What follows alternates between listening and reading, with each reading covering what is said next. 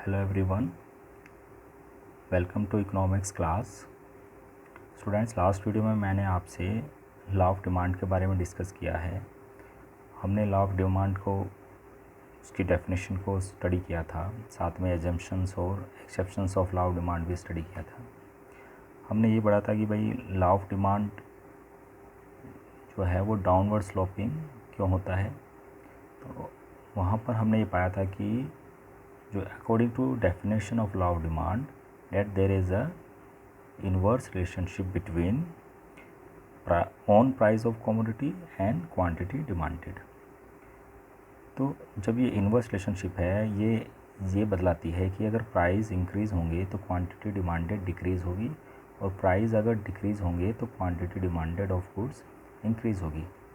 अब ये जो चेंज है ड्यू टू प्राइस, अब इस चेंज की वजह से जो डिमांड कर्व में चेंज आता है ऑन प्राइस ऑफ कमोडिटी की वजह से, वो कहलाता है movement along a demand curve.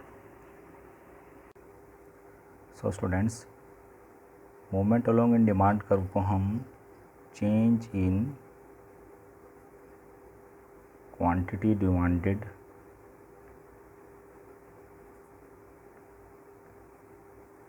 भी कहते हैं। अब ये किस रीज़न की वजह से होता है? It is happening due to change in price of commodity. Price of commodity को हम PX से रिप्रेजेंट करते हैं। सो स्टूडेंट्स, इसको हम ऐसे समझ सकते हैं कि हमने जो पढ़ा है डिमांड फंक्शन, उसके अकॉर्डिंग जो डिमांड डिटर्मिनेंट्स ऑफ डिमांड होते हैं वो price of goods, price of related goods, income of the consumer, taste and preferences and expectations. ये हमने 5 डिटर्मिनेंट पढ़े थे जब हम इंडिविजुअल डिमांड फंक्शन को स्टडी कर रहे थे। तो अगर हम सिर्फ relation between the demand and price को स्टडी करते हैं और इसको रिप्रेजेंट करते हैं ऑन ए डिमांड कर्व, इस चेंज को शो करते हैं डिमांड कर्व में, तो ये कहलाता है movement along a demand curve. बाकी के सारे डिटर्मिनेंट्स को हम कांस्टेंट एज्यूम करते हैं। सो जो मूवमेंट होती है डिमांड कर्व में, उसको हम 2 टाइप में रिप्रेजेंट कर सकते हैं। एक तो होता है extension of demand and next is contraction of demand. तो एक्सटेंशन ऑफ डिमांड क्या होता है? When quantity demanded increases in response to a fall in on price of the commodity. तो हमने पढ़ा है कि भाई क्वांटिटी डिमांडेड और प्राइस के बीच में इन्वर्स रिलेशनशिप होता है। तो क्वांटिटी डिमांडेड इंक्रीज़ होती है अगर किसकी वजह से? जब प्राइस में फॉल या डिक्रीज़ हो जाता है, तो उसमें जो डिमांड कर्व में चेंज आता है उसको कहा जाता है एक्सटेंशन ऑफ डिमांड। अब इसके अपोजिट, अगर ऐसा हो कि जो क्वांटिटी डिमांडेड है वो डिक्रीज़ हो जाए, किसके रिस्पॉन्स में? अगर प्राइस ऑफ कमोडिटी जो है वो राइज़ या इंक्रीज़ हो रहा है, तो इस जो ये चेंज होता है डिमांड कर्व में, इसे हम कहते हैं कॉन्ट्रैक्शन ऑफ डिमांड। तो चलिए अब हम एक्सटेंशन ऑफ डिमांड और कॉन्ट्रैक्शन ऑफ डिमांड को रिप्रेजेंट करते हैं कर्व में और टेबल फॉर्म में।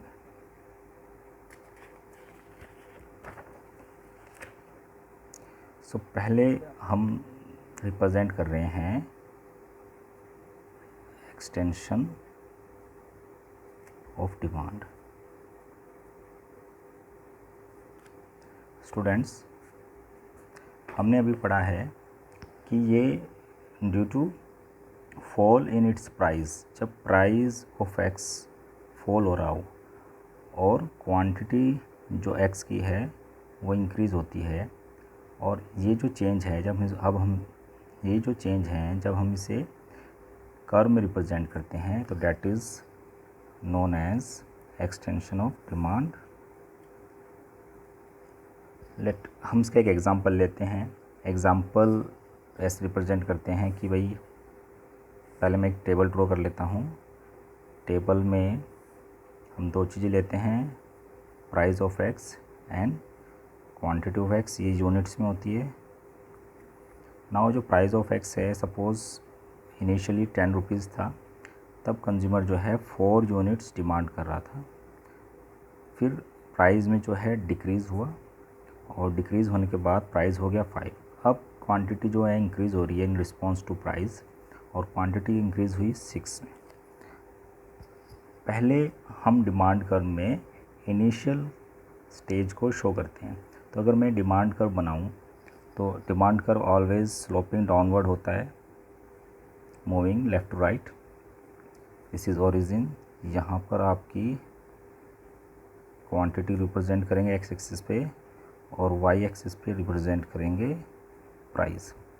अब मैं प्राइस को अगर 5 यहाँ पे लेता हूँ और 10 यहाँ पर, तो जब 10 प्राइस था तो उस कंडीशन में 4 यूनिट्स परचेज़ करा था। जब 5 हुआ तो उस कंडीशन में 6। तो पहले मैं रिप्रेजेंट करता हूँ फर्स्ट कंडीशन, जब प्राइस 10 रुपीज़ है तो ये वाला पॉइंट होगा। इस पॉइंट को मैं ए रिप्रेजेंट कर सकता हूँ। अब सेकंड कंडीशन, जब प्राइस ड्रॉप हो गया और ड्रॉप होके 5 रुपीज़ हो गया तो क्वांटिटी राइज़ हो जाती है और 6 हो जाती है। ये पॉइंट हमारी प्राइस 5 यहाँ पर है और क्वांटिटी यहाँ पर। अगर मैं इसको डिमांड कर्व से अटैच करूँ तो ये वाला पॉइंट आएगा। ये जो पॉइंट है I will take it B. तो अब जब प्राइस में चेंज हुआ और वो डिक्रीज़ हुआ तो डिमांड कर्व में क्या चेंज हुआ? डिमांड कर्व में मूवमेंट अलोंग, ये कहलाएगा जो पॉइंट है हमारा ए से बी तक आ गया। तो मूवमेंट कैसी हुई? Along demand curve. Demand curve के साथ मूवमेंट हुई। अब जब मूवमेंट डाउनवर्ड हो रही है तो उसको हम एक्सटेंशन कहते हैं, एक्सटेंशन ऑफ डिमांड। ओके, तो जब डिमांड कर्व में ऊपर से नीचे की तरफ मूवमेंट होती है तो ये कहलाती है extension of demand. Now let we take the second one. चलिए स्टूडेंट्स, अब हम सेकंड कंडीशन को डिस्कस करते हैं, that is contraction of demand. Contraction of demand जो होती है वो एक्सटेंशन ऑफ डिमांड का अपोजिट होती है।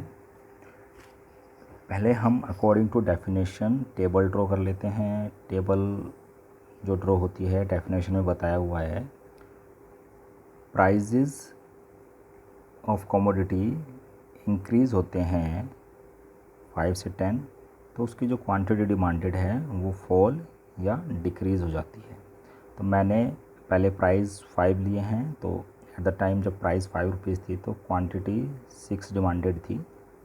अब अगेन प्राइजेज़ इंक्रीज़ हो रहे हैं और इंक्रीज़ होने के बाद 10 रुपीज़ हो गए हैं। तो 10 रुपीज़ जब डिमांडेड हुए due to law of demand, क्योंकि हम रिलेशन पढ़ रहे हैं between the price and quantity of commodity, तो ये जो कहलाता है due to law of demand, इनके बीच में यूनिवर्स रिलेशनशिप होता है। तो जब प्राइस इंक्रीज़ होते हैं तो क्वांटिटी डिमांडेड डिक्रीज़ हो जाती है, फॉल हो जाती है।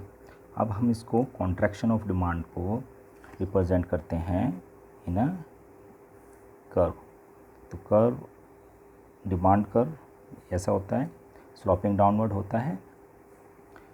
नाउ एक्स एक्सिस पर हम पुट करते हैं क्वांटिटी और वाई एक्सिस पे हम पुट करते हैं प्राइस ऑफ एक्स, मतलब जो कमोडिटी को हम स्टडी कर रहे हैं क्वांटिटी ऑफ एक्स ही होती है। जब मैं एक्स कहता हूँ ये एक्सिस को शो करता है, ना कि कमोडिटी को। और जब क्वांटिटी के साथ एक्स रिप्रेजेंट करता हूँ तो ये वाला जो एक्स है वो क्वांटिटी ऑफ एक्स, मतलब जो कमोडिटी को हम स्टडी कर रहे हैं उसको हमने एक्स माना है, ये इसको शो करता है। Now according to our table मैं 5 और 10 रुपीज़ रिप्रेजेंट करता हूँ वाई एक्सिस पे। तो जब 5 रुपीज़, स्टार्टिंग कंडीशन क्या है, इनिशियल कंडीशन कि कमोडिटी का प्राइस है 5 रुपीज़, तो 5 रुपीज़ पे कितनी क्वांटिटी डिमांडेड होती है? ये होती है आपकी 6। तो ये मैंने रिप्रेजेंट किया 6। अब चेंज क्या आ गया प्राइस में? प्राइस जो है वो इंक्रीज़ हो गया, तो प्राइस इंक्रीज़ हो गया, 10 हो गया। अगर मैं इस 10 को देखता हूँ और मैं विदाउट नंबर मार्क किए तो यहाँ पर ये डिक्रीज़ हो रहा है, मतलब क्वांटिटी कम हो रही है। तो क्वांटिटी कम कितनी हो गई? 4 रुपीज़ हो गई।